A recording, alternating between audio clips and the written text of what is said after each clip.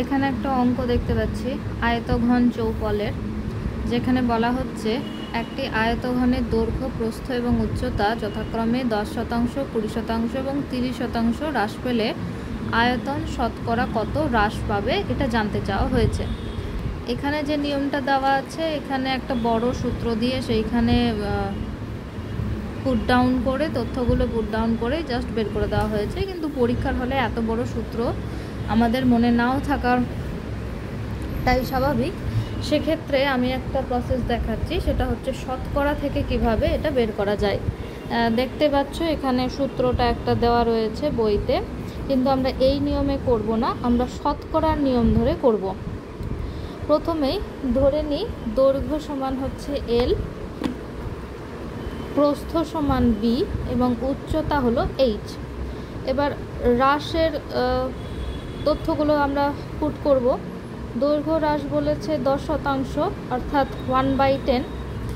প্রস্থ হ্রাস বলা হয়েছে 20%, মানে 20/100 সমান হচ্ছে 1/5।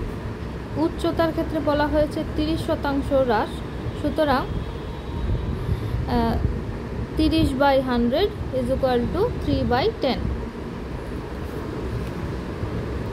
এবার পূর্বে আয়তঘনের আয়তন কত ছিল, এখানে আমরা এই যে হরের সংখ্যাগুলো রয়েছে এইগুলোকে পূর্ব মান ধরব। শতকরার নিয়ম অনুযায়ী আমরা এটা সকলেই জানি। ফলে L সমান আমরা 10 বসাবো, B এর জায়গায় বসাবো 5 এবং H এর জায়গায় বসাবো 10। আয়তঘনের আয়তনের সূত্র আমরা জানি L × B × 8, দৈর্ঘ্য গুণিত প্রস্থ গুণিত উচ্চতা। তাহলে সব কিছু পুট করে আমরা পাচ্ছি 500 ইউনিট কিউব। এখন দৈর্ঘ্য, প্রস্থ, উচ্চতা হ্রাস করার পরে আয়তঘনের আয়তন কত হবে সেটা আমরা বের করে নেব।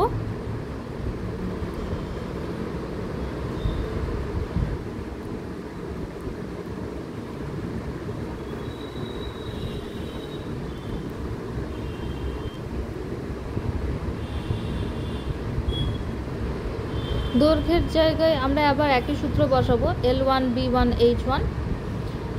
L এর পরিবর্তিত মান এখন হবে, আগে 10 ইউনিট ছিল, হ্রাস করা হয়েছে 1 ইউনিট, ফলে এটা হয়ে যাচ্ছে 9 ইউনিট। দেখো আমি আবার লিখে দিয়েছি পুরোটাই বোঝার সুবিধার জন্য। দৈর্ঘ্য সমান হচ্ছে 10 ইউনিট, প্রস্থ সমান 5 ইউনিট এবং উচ্চতা সমান আমাদের 10 ইউনিট।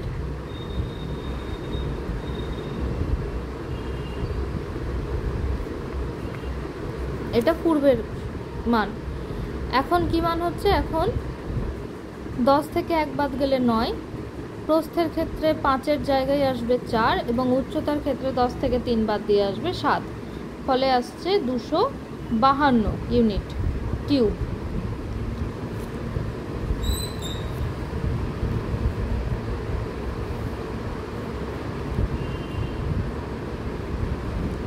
আমি মানগুলো প্রত্যেকের সুবিধার জন্য আমি বারবার করে লিখে দিচ্ছি, নইলে পরীক্ষার খাতায় এতটা লেখার দরকার নেই। যতটা শর্টকাটে আমরা করতে পারবো ততই আমাদের টাইম সেভ হবে। যেহেতু এখানে অঙ্কটা একটু বুঝে করা দরকার, তবেই পরীক্ষার হলে করতে পারবো। এখন প্র্যাকটিসের সময় আমরা বেশ ভালো করে লিখে অঙ্কটা করছি। দৈর্ঘ্য, প্রস্থ, উচ্চতা আমরা ঠিকঠাক করে বের করে নিলাম। ফলে এখন হ্রাস কত হয়েছে সেটা আমরা দেখব।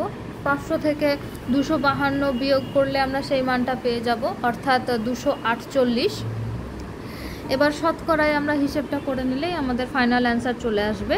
500 ইউনিট কিউবে আমাদের আয়তন হ্রাস হয়েছে 248 ইউনিট। আগে যেহেতু আমরা যেটা বের করেছিলাম আয়তঘনের আয়তন, এবার 100 ইউনিটে বের করলে শতকরা চলে আসবে। 248/500 × 100 করলে চলে আসছে আমাদের 49.6%। তাহলে